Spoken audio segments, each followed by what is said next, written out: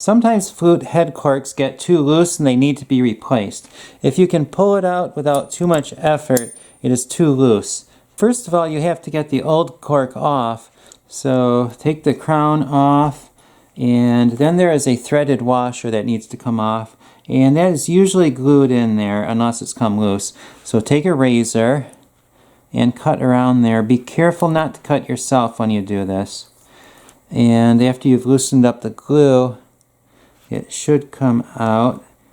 If it does not come out by hand, you may need to hold on to that with the pliers.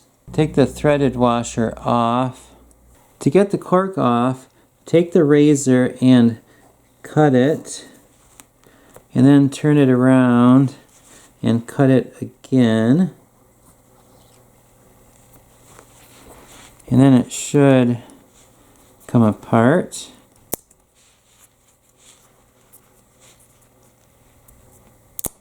And save these because you can use those for the E-flat key corks. If you need to, clean up the glue or the cork on these parts, and now you're ready to install the new cork. And these corks come with a hole pre-drilled in the middle. A lot of times these are too long for the cork assembly, so what you do is cut a little bit off with a razor, and what you do with this cork is cut it into thirds like that. And then you have 3 corks. From these you can make corks for the trill keys on flutes. You now take the cork cement or the contact cement and put it on the end of the cork and also the inside of the stopper assembly. And wait about 5 minutes for those to dry. It's been a few minutes and the contact cement is dry, so it's time to put this together.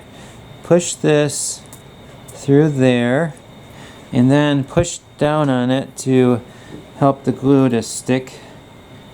Now it's time to put the threaded washer on, and you cannot use contact cement on that one because it turns as you put it on, and once it makes contact it will stop turning. Instead I'm going to use liquid shellac. And if you do not have liquid shellac, you can use another type of glue.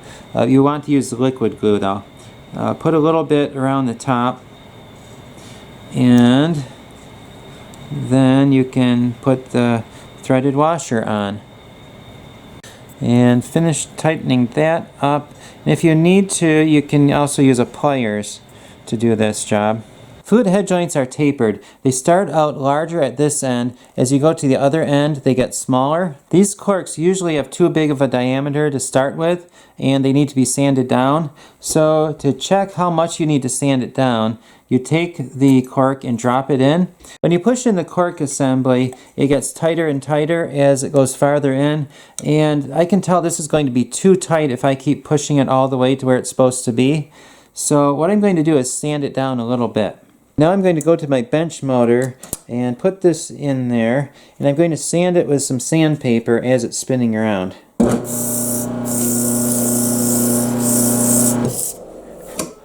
Okay, now I'm going to check it to see if I've sanded it enough. Drop it in again. You should be able to see part of the cork through the embouchure hole, and I still cannot, so the diameter is probably still a little too big. So I'm going to sand it down some more.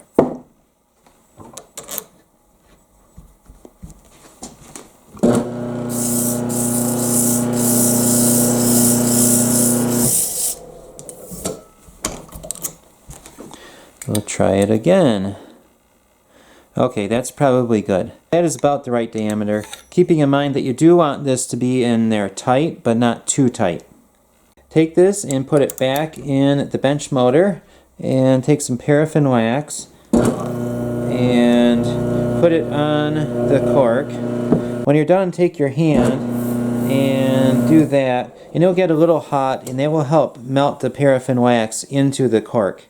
Now I'm almost done. All you need to do is put it back in and make sure that it goes in the right distance. I have a rod that I use. It has a little line in it, 16.5 to 17 millimeters from the end, and you want that to line up with the center of the embouchure hole. So push it in until that lines up, And again, it should not be too tight. If you have to push really hard to get it in, you probably have it a little too tight. And if it goes in too easily, it's probably too loose. Line up the center of the embouchure hole with the line on the rod. If you don't have one of these, you can use a flute rod. At the end of the flute rod, they have a line, and that lines up with the center of the embouchure hole. The distance is important for the tuning of the flute.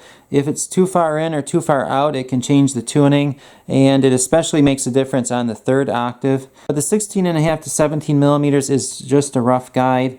The player will have to tune it a little bit by pulling it in or out slightly. The last thing you do is put on the crown, screw it onto the end of the head joint. If it needs to go that way, you can turn the crown and the threading will pull it that way. And if you need to go the other way, screw it out a little bit and then push it in. When you take out a cork assembly, you should pull out the crown and push it through this way. Because it's tapered, you need to be careful when you pull these out because they can slip through fast and then you can get your hand cut on the edge. The way to avoid that is take the rod, put it on the cork assembly, and put your elbows on the bench and push it out slowly, and that will keep it from slipping. I hope this video has been helpful. Please look in the description below for links to related videos, and also subscribe for more band instrument repair videos.